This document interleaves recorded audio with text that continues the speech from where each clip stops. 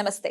Spiritual, motivation, educational వీటికి సంబంధించి interviews ఇవ్వదలుచుకున్న వాళ్ళు కింద నంబర్కి కాంటాక్ట్ చేయండి. వీడియోని కంటిన్యూ చేయడం కంటే ముందు ఒక విషయం మీతో పంచుకోవాలి అని అనుకుంటున్నాను. అదేంటి అంటే, చాలా మంది నన్ను అడిగేవారు, ఏంటి పద్మిని గారు జమ్ స్టోన్స్ ఇన్ని పెట్టుకున్నారు, ఏంటి వాటి విశేషం అని చెప్పి అడిగేవారు. కొంతమంది ఏమో కొంత కామెడీ కూడా చేసేవారు, ఇంకా 2-3 వేళ్ళు మాత్రమే మిగులున్నాయి వాటికి కూడా పెట్టుకోకపోయేవారా అని. నేను నవ్వి ఊరుకునేదాన్ని. ఎందుకంటే జమ్ స్టోన్స్తో ఆషామాషి విషయం కాదు, చాలా చాలా మ్యాజిక్ చేస్తూ ఉంటాయి. అది నమ్మి గనక మనం ధరిస్తే అవి చేసేటటువంటి అద్భుతాలు అన్నీ ఇన్ని కావు. అందుకే వీటిని జాతి రత్నాలు అని అన్నారు. వీటి గురించి నేను కాదు, సరైన పర్సన్ చాలా విపులంగా మీకు ఇన్ఫర్మేషన్ ఇవ్వడానికి జెమ్ స్టోన్స్ కి సంబంధించి మరికొద్ది రోజుల్లో మన ఛానల్ కి రాబోతున్నారు. ఆయనే ప్రముఖ న్యూమరాలజిస్ట్ అండ్ జమాలజిస్ట్ 6 JVR అధినేత లక్ష్మీ గణపతిరావు జమలాపురం గారు మరికొద్ది రోజుల్లో మన ముందుకు రాబోతున్నారు.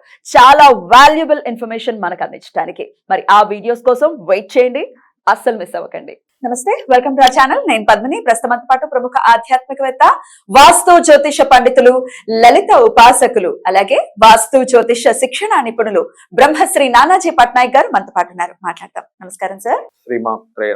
సార్, మనం చేసిన ఎపిసోడ్ లోనే ఒకరు తమ డౌట్ ని అడిగారు సార్. అది చాలా మందికి ఉండేటటువంటి డౌటే, అందుకే నేను మిమ్మల్ని అడగడం జరుగుతుంది.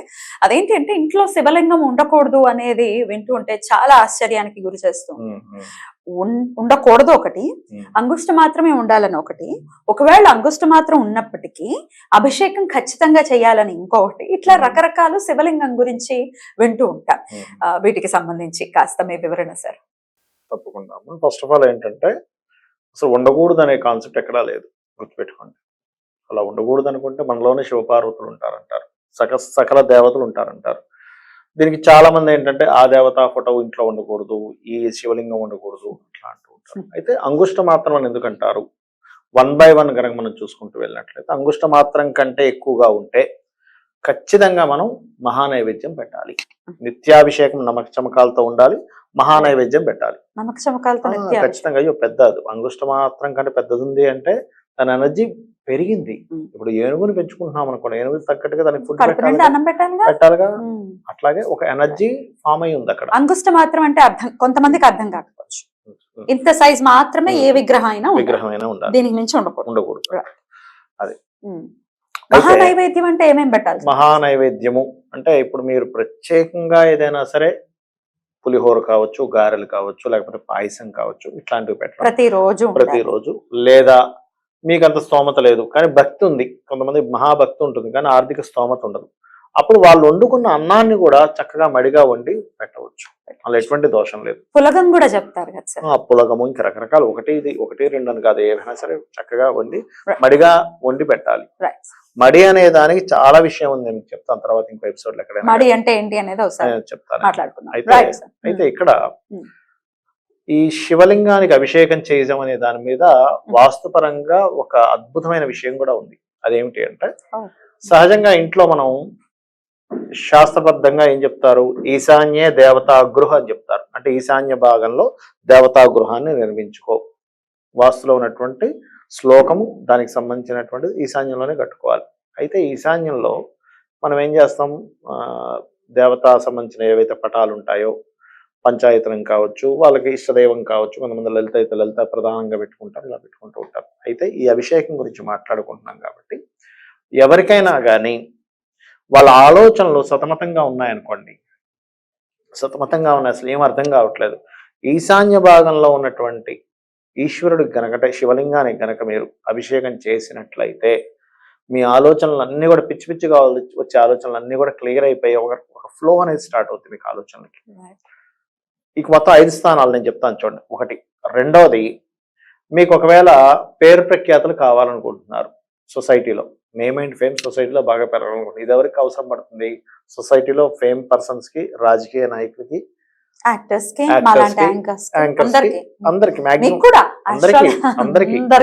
అందరికి పేరు ప్రఖ్యాతులు కావాలనుకుంటున్నప్పుడు తూర్పు భాగంలో, ఇంటికి సరిగ్గా తూర్పు ఎక్కడ ఉందో అక్కడ శివలింగాన్ని పెట్టి అభిషేకం చేయాలి. మీరు ఓన్ గా చేసుకోవచ్చు, లేదా మీకు కొన్ని పలకడం కష్టము అనుకుంటే ఎవరినైనా పురోహితుని తీసుకొచ్చి చేయొచ్చు. అంటే నేమ్ అండ్ ఫేమ్ పెరగాలి అంటే కనుక. అలా ఇన్ని రోజులని ఏమైనా పెట్టుకుని చేయాలా సార్? అది మండల కాలం చేస్తే మరి ఇంకా విశేషంగా పనిచేస్తుంది. దానికి రకరకాల సాధనలు చెప్పారు. అది ఎంజాయ్ లేదనుకుంటున్నాం అనుకోండి, అంటే ఆనందం లేదు, అప్పుడు తూర్పు ఈశాన్యంలో పెట్టి చేయమని చెప్పింది. తూర్పు ఈశాన్యం. అంటే ఈశాన్యానికి తూర్పుకి మధ్య భాగంలో ఎక్కడ వస్తుందో చూసి అక్కడ చేయాలి. అనారోగ్య సమస్యలతో ఎవరైనా బాధపడుతున్నారు అన్నమాట, ఉత్తర ఈశాన్యం చేయమని చెప్తుంది శాస్త్రం. అనారోగ్యం నార్త్ ఈస్ట్, నార్త్ ఈస్ట్, ఉట్టి నార్త్ ఈస్ట్ కాదు, ఉత్తర ఈశాన్యం. ఇప్పుడు ఇందాక నేను చెప్పిన తూర్పు ఈశాన్యం చెప్పా, ఏది ఎంజాయ్ఫుల్ గా లేదు, ఆనందంగా లేదు అన్నప్పుడు. అనారోగ్య సమస్యలు ఉన్నప్పుడు ఉత్తర ఈశాన్యంలో పెట్టి చేయాలి, మీకు ఖచ్చితంగా అనారోగ్య సమస్యలు తగ్గుతాయి.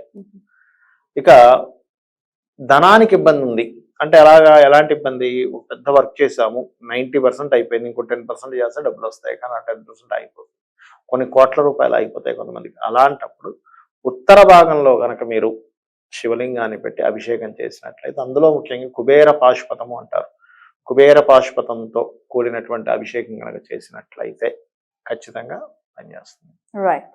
ఈ రకంగా చేయాలి. అయితే ఈ శివాభిషేకం నమక చమకాలతో చేయడం, భారీ ఎత్తులు చేయడం వేరు. ఇంట్లో ఒక చిన్న లింగం ఉన్నప్పుడు నిత్యము కూడా ఓం నమ శివాయ మంత్రం అనుకుంటూ నీళ్లు పోయొచ్చు, పాలతో చేయొచ్చు, పంచామృతాలతో చేయొచ్చు. కంపల్సరీ చేయాలా సార్? కంపల్సరీ చేయాలి. లింగం ఉంటే కంపల్సరీ అభిషేకం చేయాలి. చేయలేని పరిస్థితి అయితే అంటే ఇక్కడ ఏమి లేదు, శివుడికి పోయేది ఏం లేదు, ఈశ్వరుడికి పోయేది ఏమీ లేదు, మీకే. ఇప్పుడు అలా కాదమ్మా, సింపుల్. పళ్ళు ఉన్నాయి, రోజు తోముకోవాలా అంటే తోముకోపోతే ఎవడికి నష్టం? మనకే నష్టం, కానీ ఎవడికో పక్కింటోడికి ఎదురింటోడికి భగవంతుడికి నష్టం కాదు కదా. Right sir. అయితే బాగుంది మీరు చెప్పింది, కానీ ఇప్పుడు ఈ గజిబిజి లైఫ్ లో అసలు చాలా మంది శనివారం పూటలు మాత్రమే పూజలు చేసే వాళ్ళు కూడా ఉంటారు. బట్ లింగం ఉన్నప్పుడు మాత్రం రోజు అభిషేకం చేస్తే మనకే మంచిది. అంటే ఎలా అంటే, సింపుల్ ఎగ్జాంపుల్, ఒక జిమ్ మీరు చూసి ఉంటారు, ఇంట్లో మనకి ట్రెడ్మిల్ అవి తెచ్చుకుంటాం. ట్రెడ్మిల్ తెచ్చుకుంటే రోజు చేయాలా అండి అంటే దాని అర్థం ఏమిటి? రోజు చేస్తే నీ ఆరోగ్యం బాగుంటుంది కదా.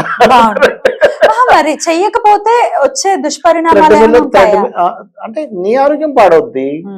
సింపుల్. ఇక్కడ ఏంటంటే సింపుల్ లాజిక్. ఇక్కడ థ్రెడ్మిల్ ఇంటికి తెచ్చుకుంటే రోజు చేస్తే ఆరోగ్యం, రోజు చేయకపోతే అనారోగ్యం. అలాగే ఇంటికి ఒక శివలింగం తెచ్చుకున్నందుకు మీరు రోజు అభిషేకం చేయడం వల్ల మీకు మంచి జరుగుతుంది, ఐశ్వర్యం వస్తుంది. సింపుల్ లాజిక్ అక్కడ.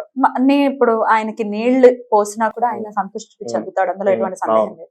సో ప్రతినిత్యం పంచాక్షరితో ఏమీ లేదమ్మా, ఒక గ్లాస్ నీళ్ళు తీసుకున్నాం, ఓం నమ శివాయ, ఓం నమ శివాయ, ఓం నమ శివాయ. ఎంతసేపు టైం పట్టింది ఇప్పుడు మీకు? 5 సెకండ్ల కంటే ఎక్కువ పట్టింది. అలా 108 సార్లు చేయమంటారా, లేకపోతే ఒక్కసారి చేసినా చేయాలి, మీ మనసు అక్కడ ఉండాలి.